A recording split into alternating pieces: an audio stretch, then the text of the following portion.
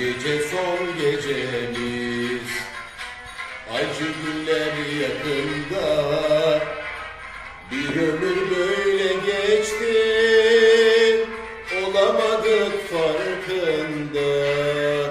Bu gece son gecemiz, acı günler yakında, bir ömür böyle geçti, olamadık farkında.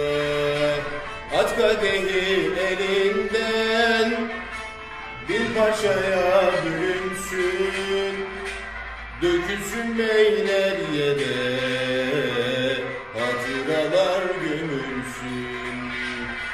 At kadehi elinden, bir parçaya bölünsün, dökülsün meyler yere, hatıralar gömülsün.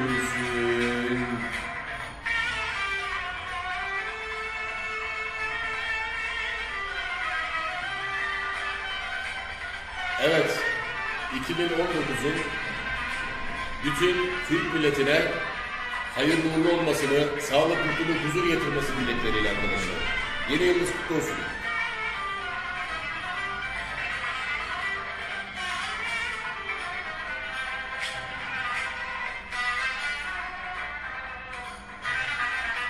Dolu dolu içerdik, kadehlerde aşkı biz, güneş bize doğardı, ne mutluyduk ikimiz.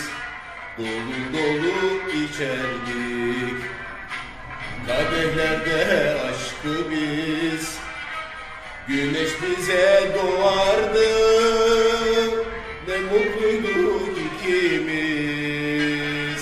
At kadehi elinden, bin parçaya bölünsün, dökülsün meyler yere, hatıralar gömülsün.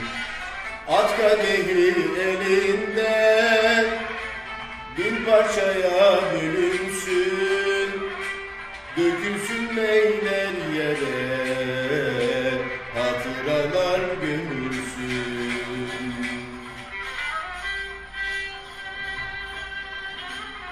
Teşekkür ediyoruz arkadaşlar. 2019 mutluluk, huzur getirsin. Yeni yılınız kutlu olsun arkadaşlar.